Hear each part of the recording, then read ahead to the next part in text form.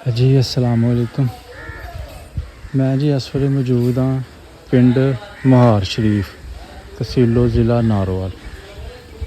महार शरीफ ज़िला नारोवाल का बड़ा तगड़ा पिंड और नारोवाल शहर तो तकरीबन तुसी कह लो कोई 4-5 किलोमीटर के फासले का पिंड आबाद है। और इस एरिए का इस खेतर का एक तगड़ा पिंड बाकायदा इस पिंड दे विच government girls high school plus लड़कियां का स्कूल और उनके तो अलावा इत्थे बकायदा यूनियन कौंसल भी है और 17 पिंडां की तकरीबन यूनियन कौंसल है।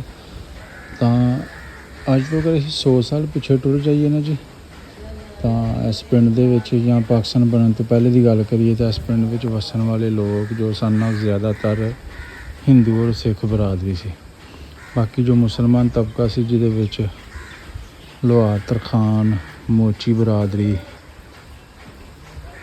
इस तो अलावा जो दूसरे काम काज करने वाली बरादरियां ने बरवाले हो गए धोबे हो गए वो भी वसदे सन।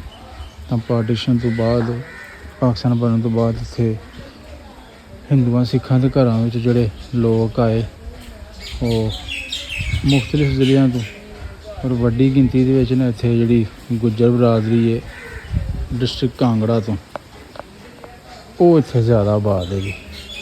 एक पुराना रुख तुहानूं मैं दिखा रहा वां जो पिंड महार शरीफ की दरगाह शरीफ है। बाबा जी गुलाम नबी शाह सरकार रहमतुल्लाह अलैह उन्हां दे आस्थाने आलिया तो मौजूद है। यह वो दरख्त है जी जो हिंदुआं सिखां दे दौर का है। तो पिपल का रुख है जी, पिपल का।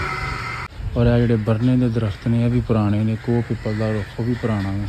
दरबार शरीफ का सेन असल विच महार पिंड नूं महार शरीफ क्यों कहा गया, अज मैं तुहानूं उन्हां बजुर्गों की जो दरगाह है उनके ज़ियारत करवाउण जा रहा वां। बाहर नाम मैंशन है उनके जो जद्दी बजुर्ग ने उन्होंने तो सानूं पता चलिया कि यह जो है ना यह जो ढेरी है यह पुराने बजुर्ग ने पिंड महार शरीफ के, ठीक है ना, मतलब कई 100 साल पुरानी तुसी गल कर लो।